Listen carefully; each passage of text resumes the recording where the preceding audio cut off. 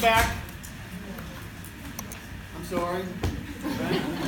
Here we are again. Most of you, I think I know a lot of faces out here. For those of you that don't know, I'm Dr. Harden. This is second semester organic chemistry. If you're in the wrong class, you can run now. If you're in the right class, you can still run now. That's up to you. Apparently on roster we are 212. We are full. It does not appear that way in this lecture hall. So I'm going to make a plea right now. I have received 27 emails for students wanting to add this section of organic chemistry to their curriculum. If you know someone who belongs in one of these seats, you need to tell them to show up.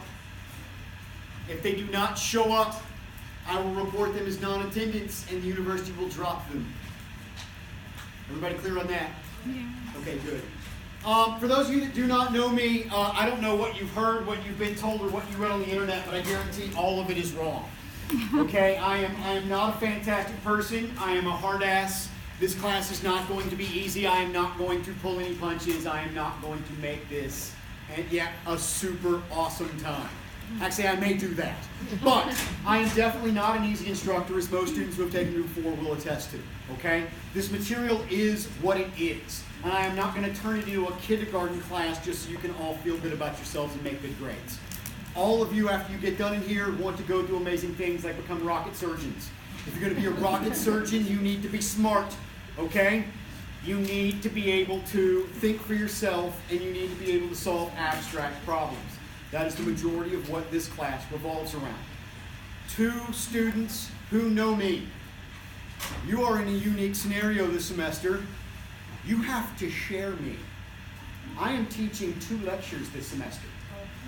And I am teaching them back to back. So I am teaching your lecture in here.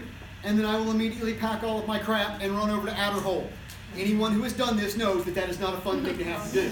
And I need you to respect me for that. Right? When my students leave 5 minutes early and they tell me the reason I'm leaving your lecture 5 minutes early is because I have another lecture over in Adderhole, I'm generally like, man, I'm sorry. Yeah, go for it. I need you to be that understanding with me on this. I have to go teach freshman 12-11 chemistry lecture. Those poor freshmen, they are so screwed, right? They do not even know what they're in for yet. I have to run over to Adderhole 5 to teach my freshman lecture. Okay? I don't know if I feel more sorry for myself or for them. For them? One thing you should know is regardless of how hard I am, I will give you time. But this is why you have to share. Because if I have another lecture, those individuals have the right to my time as much as you do. Yes? Whether you think what they're doing is important to what you're doing or not. Yes, and I know all of you right now are going, it's not as important as what I'm doing. Okay, and you may be right. Organic is a much more stressful class. However, that does not diminish the fact that there are 100+ souls in another class that need me. If anything, just for moral support. Right? Okay? They are going to be doing this, and they are going to be terrified, and they need my time. So what you will see is you have 3 sets of office hours. Only one of those sets of office hours is dedicated to this class and this class alone. And that is my Tuesday afternoon office hours. Tuesday 12 to 3:30 is this class only. There will be no freshmen, yes, screaming my name every 5 minutes and making you irritated. Every Wednesday and Friday morning, my office hours are open to all of my lecture students. That means you, that means them. Hopefully people who have attended my office hours also know I do not do the queue line. I am not a fan of it, where one person stands there, comes in, asks me a question, we send someone out. I do it on some days when we have a lot of things to take care of. But when we have a lot of people showing up needing help, we go out into the lobby, I get you into groups, and I try and circle around and be as available to all of you as I can humanly be. But understand, I am not Naruto. I do not have shadow jutsu. Okay? I cannot split myself into 80 versions of myself. It's just, I wish I did. It would be badass. But I cannot do it. There is one of me. How many of you enrolled in this class? 212, which means there will be 30 to 40 of you in my office hours. Based on previous years, okay? Just going to be honest. There's 212 of you. I will see 30% of you at any given point in time. But that's going to be compounded because I now have 178 freshman chemistry students, which means that you can expect 15 to 20 of them. I usually think 15% of my freshmen show up. They don't tend to be as active as you guys. But equal time, equal share. I will do the same thing. I will get you all separated. But everybody needs to understand that in my office hours, I will now not just be doing your content material, I will be doing their content material, and I will have to be doing both at the same time and equally well. Most of you know I am bad enough at keeping myself organized when I have one thing to do. Okay? I need you to be patient and understanding with me, and I offer you the same extension in the other direction. I think most people know that by now. Okay? That's just a little bit about where we're at in the reality of this semester. Okay? On the flip side of that, we will be covering chapters 14 through 26 this semester. We're not going to do them in order. We will be skipping 2 chapters, yes, conjugated dienes and benzene. The reason we will be doing so is that those 2 chapters are too detrimentally easy to be the beginning of this semester. They also tie into none of your first semester material. We will instead be starting with the chapter on alcohols and alcohol chemistry, because all of that is directly related to SN1, SN2, E1, E2 reactivity. Okay? It is also fundamentally more important chemistry than the benzene stuff. We need to get that laid out and underway first. And that's what we're going to do. Okay? So we'll be starting with your alcohol chapter. We will knock out alcohols, ethers, and thiols, the chapter after alcohols. Then we will go back and we will take care of benzene, yes, and conjugated dienes, and then everything else will flow as is. I will give you a modified topics, yes, list, along with relevant chapters as soon as I get a moment to breathe. Okay? How is everybody? We back? We're feeling all right? Yes? No? That's okay. My basement flooded over the break. I had some serious house damage issues. I had to, yeah, I know, right? All of my video game time. Right? All right. For those of you that do not know me, my office is in Pettit Science Center. It is 301. It is literally the only office directly off the lobby. The elevators go bing, and then there I am. I'm sorry if you can't find me. 3rd floor, Pettit Science Center, off the lobby. If you show up late to my office hours, more than likely I'll already be in the lobby with a handful of people working through problems and doing stuff. Okay? This class meets from the most messed up time in the history of scheduled classes, 12:30 to 1:20. I need all of my first semester students to also recognize that we have lost 20 minutes of lecture. It is going to be tight, folks, and we are not going to be able to mess around the way that we have messed around before. I don't get to go off on my nice 20-minute tangent of nothing to give you a chance to breathe and to hear a cute story about chemistry. No cute, all business. This semester we have 50 minutes to get this stuff done. It is going to be all game face every time we come in, okay? I do not use PowerPoints. For those of you that do not know me, everything will be done here on this board. If you are having issues, if you do not complete your notes, everyone knows they can come back to my office, find my notes, and subsidize anything you think you wrote down incorrectly or are just uncomfortable with. You may not photograph my notes. It does you no good, and they're just going to end up on the damn internet anyway. You must handwrite anything that you copy from my notes because it's good for you, and that's the way you learn this material. Everyone in here knows that I am a firm believer that this class has no shortcuts. It has no shortcuts because it's not knowledge, it's skill sets. And you cannot shortcut skill sets. The way that you get better at skills is by practicing them over, there it is, my class's least favorite word. Practicing them over and over and over and over again. You do not study organic chemistry, you practice organic chemistry. If your idea of getting through this class is reading your textbook and praying, dude, that's not going to work. It is just not going to work. If yours is just reading the book and not even that, you're definitely not going to make it. Okay? You must be actively engaging yourself in the process of working problems, discussing this material with other people. I am a big fan of either a tutor, the tutoring center, or a study group that you trust. You need another person to talk about this stuff with, even if it's just me. But you have to do this to learn it. Now my big warning.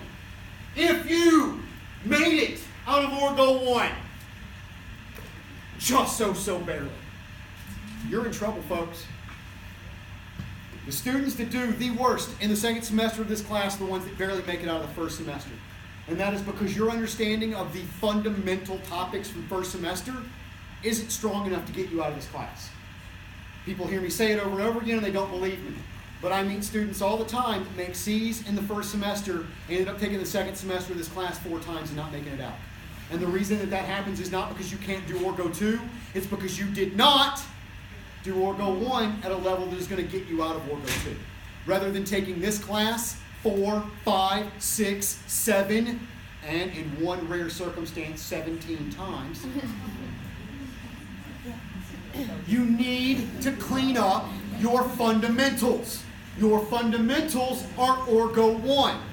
If you insist on not repeating Orgo 1 and staying here, you need help. You either need the tutoring center to help you clean up your first semester, yes, basics, or you need a full-time personal tutor. I recommend both of those. If you barely made it out of this class last semester, you need all the help you can get. Me, friends, neighbors, Uber drivers, the guy that gave you your Subway sandwich, everyone on this planet, because you are already behind.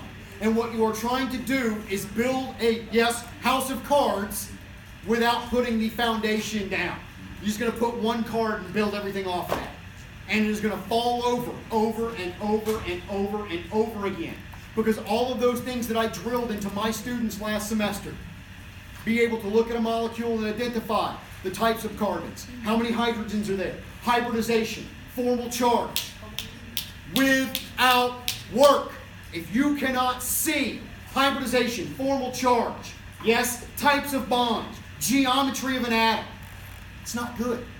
Because I'm going to run this semester off the assumption that everyone did what I asked, and that when you look at a molecule, we see that that carbon is sp2 hybridized. That means that it is trigonal planar. That means that it is flat like a sheet of paper and has open space both above and below. Yes? That the pi bond is weaker than the sigma bond, so if anything in that is going to behave as a reactive portion of that molecule, it's going to be the pi set of electrons. I posted quite a bit of fundamental review from last semester before this class even started. Hopefully enough to terrify everyone in here. If it was not, I have more. There are 4 workshops that I didn't even bother posting because I figured you had enough. Okay? You've got to have those fundamentals. Yes, sir. I tell you what, they are reiterations of what's always there. You bring me the work and show me you have done everything I already posted, and I will then provide you with another one. How's that? Because everybody in here knows I give what other people give. But a lot of times, people in here are not doing much at all other than reading through my material and ask me for more. You haven't done your end and actually gone through all of it yet. It's a give and take scenario. You show me you are blistering everything I give you, by all means I will produce you more. Okay? All right. My email is super easy. It is jharden@gsu.edu. If you email me from your GSU, not snazzylad@gmail.com for it, yes. Okay? I'm not doing it. I'm not going to reply to an unknown email address that I cannot understand who you are or what you are. Okay? Secondly, a lot of you have gotten into using iCollege for a lot of stuff, and that's great, because that's where I post everything. But you all need to understand one limitation of iCollege. If you email me from iCollege, I cannot reply to you by hitting reply. It sends it back to a no-list server and bounces it back to me. Which means if you email me from iCollege, I am not going to look up your email address and try and figure out who the hell you are and email you back. you must email me from your email address with our class in the subject, because how many lectures am I teaching? You just go, I don't know what our homework's due. Could you please tell me what our homework's due? You know what my response is going to be? Which of my classes are you in? And then you're going to have to email me back on in your ordo class. And then I'll respond to you again. Or I may not even reply to you at all if you don't tell me what class you're in. I have a lot of students. I'm going to have a lot to deal with. The more you do on your end, the easier it's going to be to make all this work. You email me from your GSU account. You email me with your class in the subject line, and you ask me your question. That is everything I need to do a quick reply back to you. But if it takes me 15 minutes to figure out who you are, I can answer 7 other people's emails in that 15 minutes. And I'm going to. All right. Here is our, what was going to be tentative and is now set in stone. Everyone in here knows I will work with you if you have an excused absence. That is an excused absence that you know about now, or one that comes up because you get food poisoning from Ruby Tuesdays. Okay? Whatever the excused absence is, I've been food poisoned by Ruby Tuesday. That's just where that one came from. The French dip, to be very specific. Okay? Just don't do it. It's not worth it. Okay? I will work with you, but I will have a form that will go up on iCollege this week called a missed assignment form. You must fill that form out, attach the excuse to it, and bring that to me. If it is a religious observance, simply write that down on a sheet of paper, staple it to the form, and bring it to me. I am more than willing to work with you, okay? Examples of not an excused absence. My alarm didn't go off and I didn't make it to class. Oh man, that sucks. Right, that's rough. Better luck next time. Okay? I'm going to Disney World for a week with my family. I'm not going to be there for exam 3. Have fun with Mickey Mouse. Exam 3 is your drop. It's not an excused absence. We understand what excused absences are. You're ill. You were in a car crash on your way to class. Obviously. Yes, your car breaks down. Stomach flu. Do me one small favor. You get sick, I have to have verification. Right? You can't just, and do not video yourself blowing chunks as your proof. I can already hear 5 people going, I'm going to do it. You watch. Right? Go to a valid medical doctor and get a medical excuse. I have to have written documentation, period. That is a university deal. If you expect me to honor an excused absence, I need written proof of that excused absences. Guys, things that a lot of people don't think. Families. Your great-grandmother is having her 102nd birthday. Go, please. That is a beautiful thing. Okay? And I want you to be there for that. But you still have to be able to provide me some form of proof. Travel documents. If it's your grandmother's 102nd birthday, somebody made a flyer. Somebody has her picture on the front of something going, it's 102, it's amazing. Yeah, someone has done something over the top. I know, because we did for my grandmother. Okay? I have to have written documentation. And it has to be attached to the missed assignment form. Okay. Those assignments will occur on these dates. This class has one advantage. All of your quizzes this semester are going to have to be run online. All of them. Okay, for my students, this is the biggest disadvantage in the world. For anyone who had Dr. Connors, you guys are doing a little victory dance right now. Because what I learned last year is every time we did one online, my class vomited in their mouth, and Dr. Connors' class did a dance. I don't know. Everybody reacted differently. But we have to, because I need that 20 minutes that we are losing from every lecture to get this stuff done. Are we clear? Okay. There are the dates. If you have any questions, let me know. Our final exam is Monday, May 6th at 10:45 in the morning. My 12-11 final is May 6th, Monday afternoon at 1:30. Where is that class again? Those of you who were in my final exam know that I came over here with a box that weighed about twice my body weight now, full of ACS exams. I will be showing up to your exam with 2 of those boxes because I will have to finish you here and then haul ass over to Allen Holt with another box full of exams. I need everybody to understand that today because I need everybody to be super chill with me when that final exam rolls around. Guys, did you see how stressed I was just for yours? Yes. I will be a ball of tension. I will be ready to snap at the break. Yes, I mean, I will literally fly off the handle for nothing that day. Okay, and I'm going to apologize up front. But I have a big day, and I am trying to logistically figure that out now so that I don't have to have a problem. Another good date for you guys, it's another semester midpoint. That is your last chance to drop this class without taking a W or WF. Okay? You must drop by the 5th of March. If you know someone who belongs in one of those chairs, tell them to do it today. All right. For those of you who do not know me, here is my grade scheme. It is spelled out. It is very clear. 55% of your grade is in your exams. Okay? 10% of your grade is in your... Read it. 10% is in your quizzes. 5% is in your homework. 30% is in your final exam. It's the same as last semester. This is standard for almost all of our Orgo classes here. Okay? There is my letter grade breakdown. I need everybody to be clear right now. People who know me will come in and ask me what's going to happen. What do I always do? I refer you to this. This is it, guys. You're going to do what you're going to do. I'm going to help you the best that I can. But at the end of the day, you are going to do what you are going to do. It is not like I magically make up grades. Also, anyone that came in to check their grades last semester knows that I calculated your letter grade 6 different ways. What you're going to find out is all of this stuff lines up. How you perform overall is generally the same regardless of how I break it down. And I have also told most of my students this: if you want to know what your letter grade is going to be, what do? Which of those 4 things do you focus on?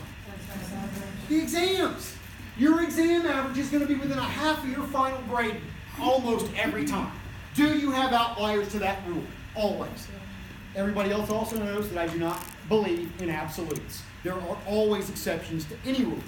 However, if you want to talk about a majority of the students in this class, the majority of the students in this class will end up within a half a letter grade, plus or minus, of what their exam average was. Why? That's where you're showing your proficiency at the hardest level, is on those exams. Yes? That is where the real deal work is. You get to drop one of your exams, except for the 4th exam, and you get to drop one of your quizzes, any of them. There is a very good reason that I no longer let anyone drop the 4th exam. Someone tell me. Because people don't show up. They're making a B+. They're like, I got this in the bag, right? And then they don't show up for the 4th exam. Then they don't get that material, which tends to be the most heavily weighted material for the final exam for that semester, and then they bomb the final. Not having that grade plus bombing the final means you detrimented the grade that you had going into the final. I see it over and over again. So you may drop one of your first 3 exams. Students also know, for any of you that are on that edge, on that borderline, I will always add that 4th exam back in as your drop to see how it changes things. What a lot of people were surprised to see is it did not make that big of a difference at all. Okay? Everybody clear on how I do this. I do not hand out grades. You are going to earn them, folks. That's period how it's going to work. Yes, if you are starting with a detriment in your Orgo 1, you detrimentally need to go get that help immediately. You fix your Orgo 1 problems, and that is the best thing that you can do to succeed this semester. Is everybody clear? We cool? Yeah. On that note, you have a lot of help. Okay? You have help in many, many forms. We have the STEM Tutoring Center. Is everybody aware of that now? It is over in the athletics building. I will get the times of the tutoring and the location again sometime in the next 4 to 5 days. Study groups are a good idea. My office hours are a good idea. And I am pretty sure that you will get to keep your brand new SI this semester. Let's introduce our SI instructor, Elliot, okay? For those of you that don't know what supplemental instruction is, this is peer-led study, okay? Elliot, take it away, man. Introduce yourself. Good afternoon. My name is Elliot Brumlow, and I'll be your SI for this semester. Generally, our sessions are going to be on Monday, Wednesday, Friday from 11 to 12 o'clock, so that's right before this class. If you're going to be in the library studying anyway, please show up.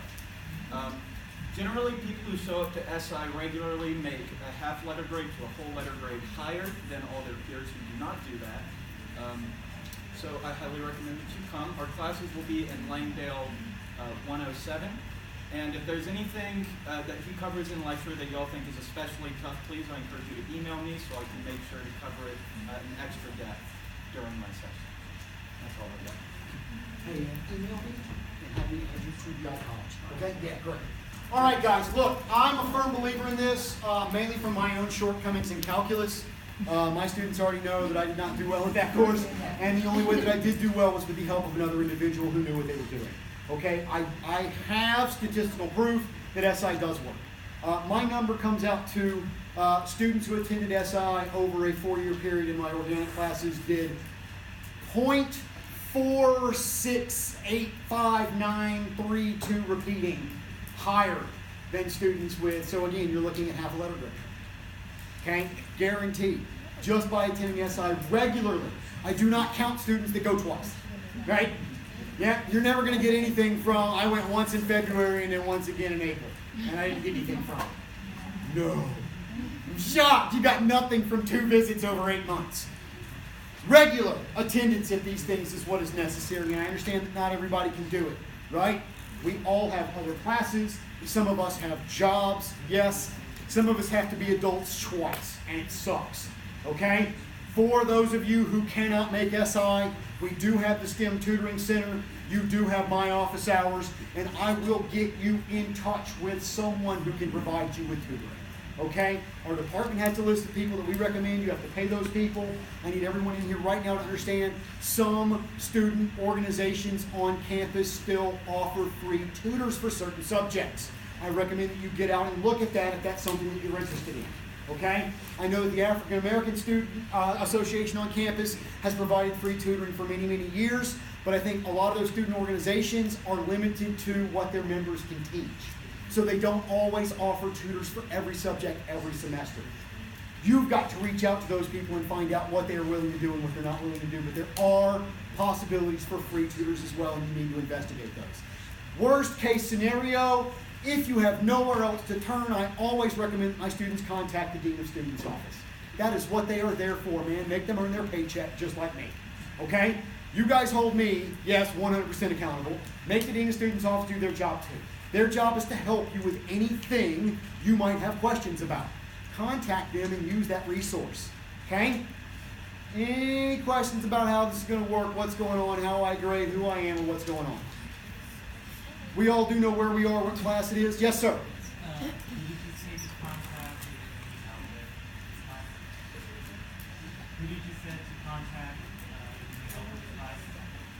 What I'm saying, anything. If you need help with anything, contact the Dean of Students office. Now, obviously, go to your instructor, go to your departments first.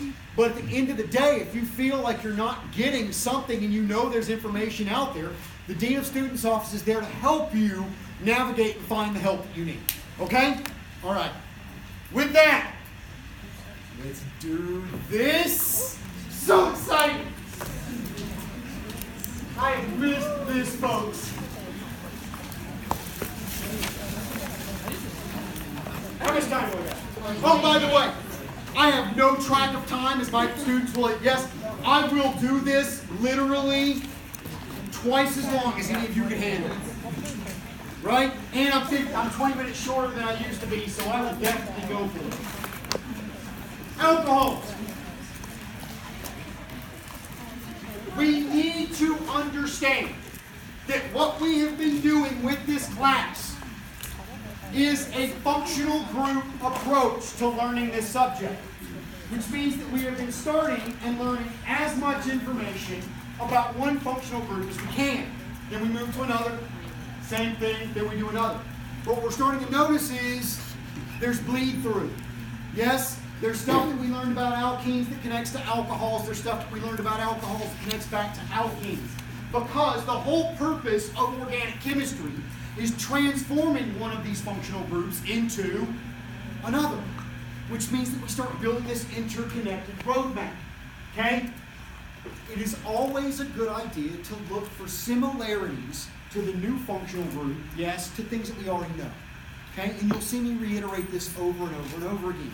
And one of the things that I tried to drive home to my students at the end of the first semester is that alcohols are really the organic version of water. Water is H-O-H. Yes? No? Yes. Dear Lord, do we know what water is? Welcome back to Organic Chemistry. The drop date is March 5th. Water. H2O. Water connected to two hydrogens with two lone pairs. The molecule itself is neutral. Yes? The formal charge on oxygen is 0. The formal charge on those two hydrogens is 0. The geometry of that oxygen is tetrahedral, just like carbon. These lone pairs occupy space. Lone pairs are not nothing. Lone pairs are a thing. They are electrons. And actually, what makes up the largest volume of an atom? The nucleus or the electrons? Electrons. Electrons take up space whether they're bonded to another atom or not. Okay? Now, we also know that there are many things about water that are unique to it. Water is a very small molecule. Most small molecules have very, very low boiling points, very low densities, very low viscosities, etc. Yes? Water's not that way. Why? What makes water so unique? Yes, ma'am. Hydrogen bonding. The hydrogens of one molecule will hydrogen bond to the oxygen of another molecule. This forms a favorable interaction between those two molecules, which makes those molecules snug up to each other very tight, which means more molecules per unit volume, which means a higher density. That snug attachment means that it requires more energy to break them apart or vaporize them, which means they have higher boiling points. Okay? And in fact, water is so tightly held to itself as a liquid that it is one of the few molecules that we know of that actually takes up less space as a liquid than it does as a solid. Because as a liquid, the molecules are so close that when you freeze water, they actually need to spread away from each other a little bit to get comfortable and fit into a packed crystal structure, which is why water expands. Which is why if you fill a water bottle completely full of water and cap it and throw it in your freezer, you're not going to have a nice bottle of frozen water. You're going to have a split bottle because as that water expands, it cracks the bottle and explodes it. Yes? Okay? So anyone who freezes water for long road trips, anybody do this still, or am I the only person that does that? No? If I'm driving like 8 hours, I will freeze 3 bottles of water, and that way it's always cold when I want to drink the water, right? It's a great tip. But if you have to partially fill the bottle. And that is because of this interaction of the oxygen and the hydrogen. Why does that interaction take place? What is the... We have no formal charge, we discussed that. What do we have? Partial charges. Oxygen is partially negative. And both of your hydrogens are partially positive. And this is the foundation of that interaction. You have an oxygen that is partially negative, you have a hydrogen that is partially positive. And those two associate with each other to relieve those partial negatives and positives, to stabilize each other. So all of that hydrogen bonding is used to stabilize. Okay?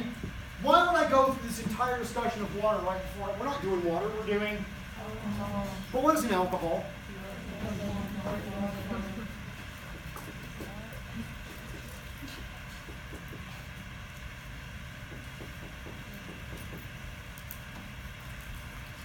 Alcohols or water will replace one of those hydrogens with a carbon chain.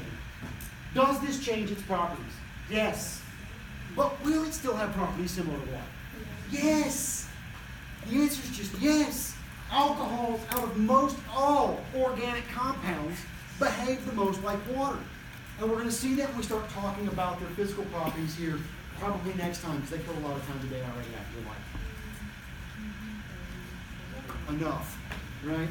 We have other things to do first, which is to start talking about how we break them into different classifications, and then also how we name them. Right? Everybody knows I like to go through the whole, ease you into it before we dive right into the welcome back to life. Right? Okay? Alcohols really come in like a couple of flavors, two main flavors really. You have your standard saturated alcohols like ethanol or isopropanol. We just refer to those as alcohols. Ethanol. Where do you find it? Everywhere. Everywhere. Right? Okay? Booze, right, is ethanol. Okay? Any alcoholic beverage is ethanol. Okay? And in fact, it was the real first synthetic reaction run by human beings. But it actually wasn't run by human beings. It was run by microbes or small, yes, cellular things like yeast or fungus or, yes, no one's into the fermentation sciences. Okay, all right, fair enough. You're all studious individuals and know nothing about such things. All right, I'll buy it. Not. There is a second form of alcohols, and we generally refer to them as a specialized form. And they are when the alcohol is directly connected to a benzene ring. Okay? And these get referred to as phenols. In fact, the base molecule itself is just called phenol. It is a disinfectant. It has disinfectant properties. It is also an topical anesthetic. Okay? I know this because while I was in grad school, was getting ready one morning, caught my toe on the stairs, and popped my toenail off like the top of a pop bottle. Oh God, it was beautiful. I passed out.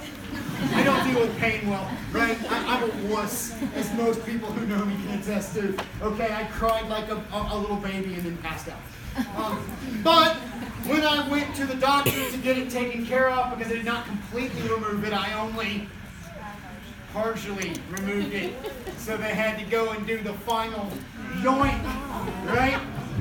And what the doctor did was take a bottle of phenol and swab down the top of my toe, both above, under, and around. The reason that was used is because it does two things. It cleans by disinfecting, but it also numbs pain. Therefore, when the yank happened, for me, I felt nothing but a little tingle. Okay? Until about 6 hours later. And then, man, I was back to, yes, tiny child crying again. Okay? Phenols, you will find all of them have very unique characteristics. One of them is phenol has a very pungent aroma just in and of itself. And that's because a lot of benzene-based compounds have pungent aromas. Okay, anybody in here done the Orgo 1 lab now? Anybody have somebody working next to you and every time they open one of their unknowns, you just went, oh my God. Right? Probably benzene related. Okay? Not always. Esters have very, yes, heavy smells, but most of those are pleasant, right? Things like wintergreen oil is an ester, right? Banana oil, so fake Laffy Taffy is an ester, okay? Love or hate? It's a love-hate relationship. We'll come back to that when we get to the esters, okay? I have found no one in between. No one ever goes, Banana Laffy Taffy's all right. It is either it's the best stuff ever, or I hope it all gets destroyed. Right? It is either I love it or hate it. But so phenols get their own classification because they are benzene-based alcohols. We often refer to alcohols on the same molecule as alkenes as enols. Okay? Really, more appropriately, an enol would have the alcohol right there. And in fact, enols are tautomers of carbonyls. But remember that tautomer relationship? The keto-enol tautomerization. But the sad thing is enol refers to this, but you will also call a compound with both an alkene and an alcohol in it and ene, E-N-E, all O-L. Okay, so don't mix the two up. Enol is generally no E at the end of the E-N-E. Yep, it's just E-N-O-L-S. That's referring to that tartar of a ketone or an aldehyde. Okay? But when we name compounds, they're going to get called enols as well because you have to do E-N-E to denote the double bond and then O-L to denote the alcohol. Okay? Yes? We're going to, don't worry. Spoilers. I always love to spoil stuff before we actually do it, okay? All right. Are we okay with the two main ones, alcohols and phenols? Yes? Okay. Then let's do a few nomenclature problems.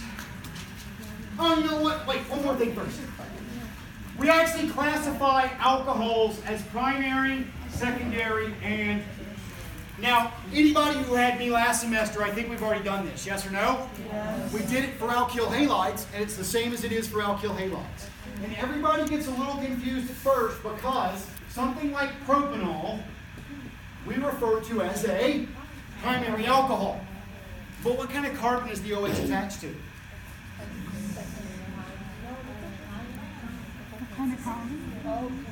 Secondary carbon? A lot of people want to call that carbon a secondary carbon. Why? Because it has two hydrogens on it. I tend to start thinking about my primary, secondary, and tertiary for carbons, not in terms of hydrogens, but in terms of how many other carbons are attached. Yes? No other carbons attached means it is methyl. One other carbon attached means it's a primary. Two other carbons attached means it's a secondary. And so what you are really saying is that if that was not there, this carbon would be primary. And therefore the alcohol attached to a carbon like that is a primary alcohol. So what that means is we have primary alcohols, secondary alcohols, tertiary alcohols, but we have no quaternary alcohols. Okay? So a secondary alcohol would be something like isopropanol. Isopropanol, where do you get it? Kroger. It's rubbing alcohol. So anyone who's ever bought rubbing alcohol, I always keep some in my house because I am prone to injuring myself on a daily basis. And it is really great for cleaning your wounds when you injure yourself all the time. Okay? A tertiary alcohol would be something like tert-butanol. Okay? We should already have a fundamental working relationship with this because primary alcohols react differently than secondary alcohols, which react differently than tertiary. Yes, just like primary alkyl halides react differently than secondary alkyl halides, which react, yes, tertiary alkyl halides. And we talked about this, we talked about SN1, SN2 at the very end of last semester. Anyone who did not take organic chemistry here at GSU, please feel free to come by my office hours on Wednesday morning and have a nice little chat with me about what you covered, what order you did it in, what you're nervous about. I will help you get back with where we need to be, okay? Because I know it's always a little different when you're swapping schools, okay? Do not be afraid to come and ask. Let's see what's going on, okay? I will be around for office hours tomorrow, but only until 1:30. And then I have to leave for a couple of meetings. I will not let that happen going forward after this, okay? Are we good on primary, secondary, tertiary? Yes. How much time do I have to teach you some nomenclature? 6 minutes. 6 whole minutes. Awesome. One last plea before I do this. I need everybody to understand that I have to be where right after this class? I cannot do the 20-minute question and answer session down here in the front. Today I'll stick around for 5 to 10 just for some super freakouts. But going forward after today, what's going to happen as soon as I wrap up is you're going to see me pack everything in here and haul ass out that door. If you let me out first, I'd greatly appreciate it on those days. All right, guys. See if you can give me an IUPAC name for this alcohol.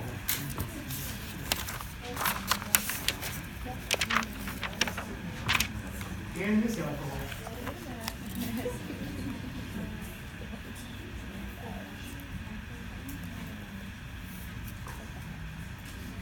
Guys, fall back on everything that you've done previous.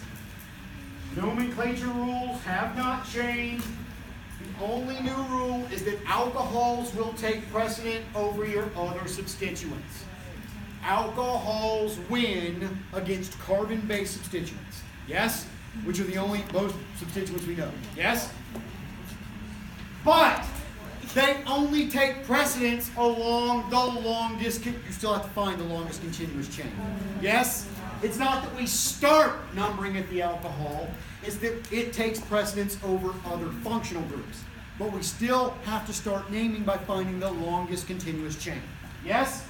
For this first one, it is the chain that goes from left to right, or for those of you that are super weird, this one here, because it's the same. Yeah?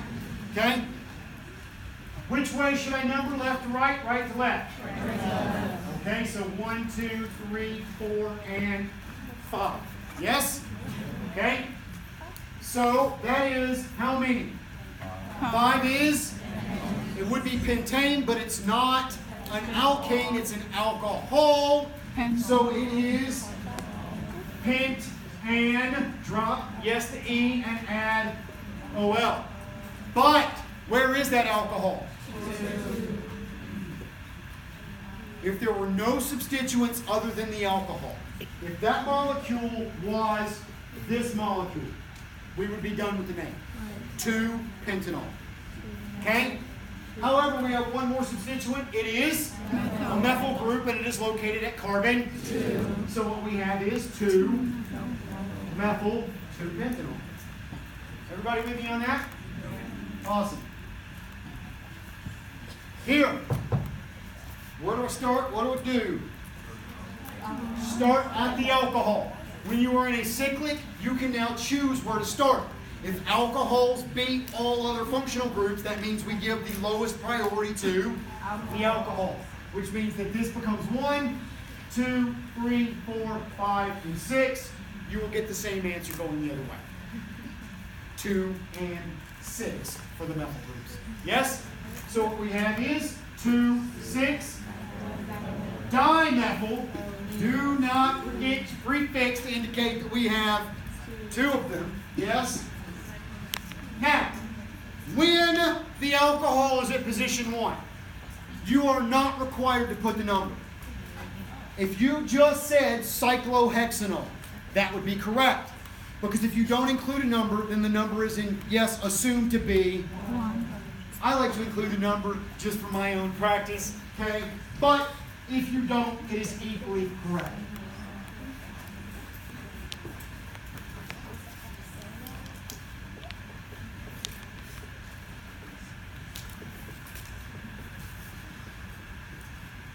If you look this up, yes, for a chemical supply company, more than likely it would be listed under the second name. Almost all chemical supply companies leave the 1 out and expect it to be assumed. Okay? So either one of those would be reasonable answers. Let's see how we do with these.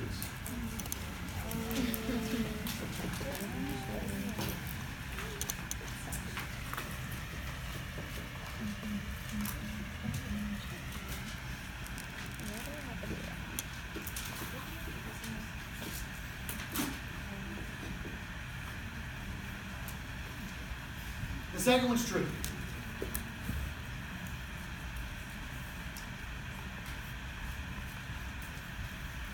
Long chain on the first one should be obvious. I've drawn it that way. Yes. But which way do I number? Left to right or right to left? Why left to right? Going both ways, I get the same locant values. Yes? I do, I promise. 2, 4, 6, or 2, 4, 6. But when we get a tie, we number in the direction that gives preference to the preferred functional group. And in this case, the preferred functional group is the alcohols. Okay? And so what we have is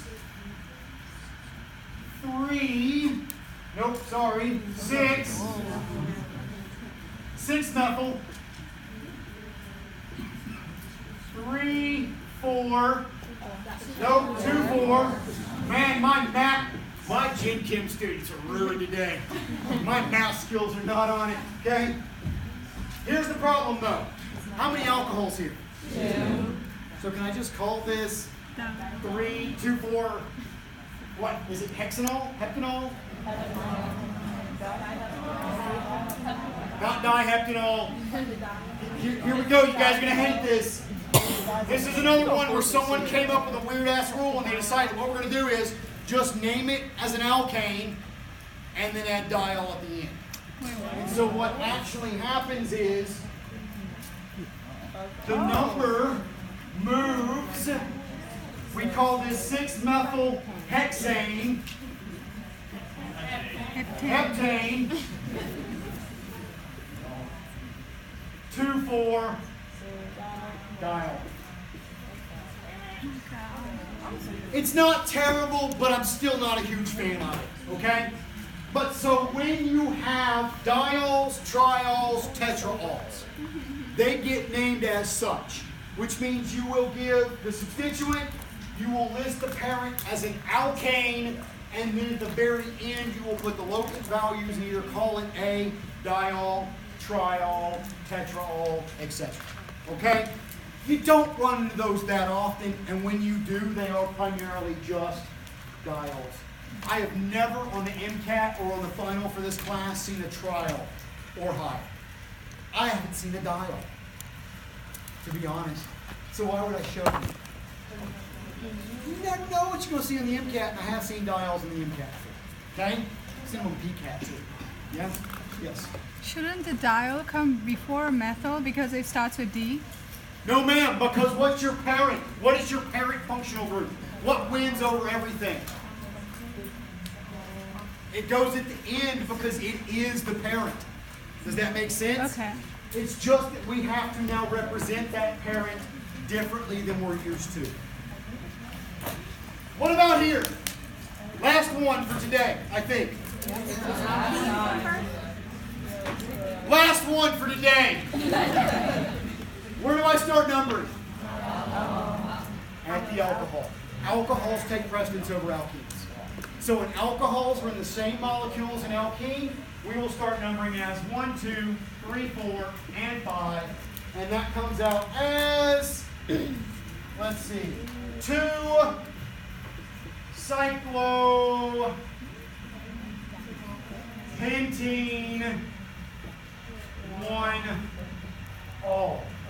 Or, everybody remember you hating the new nomenclature system last semester? Here's why it exists. Cyclopent 2-ene 1 all. That is why the new system exists. So that you can separate locant and functional group. And since both of these functional groups end up at the end of the name, yes, but remember me saying the whole enol? All alkenes with alcohols on them get named as ene, then all at the end. Numerical preference goes to the alcohol. Sorry for running 3 minutes over, 4 minutes over. I'll see you guys on Wednesday.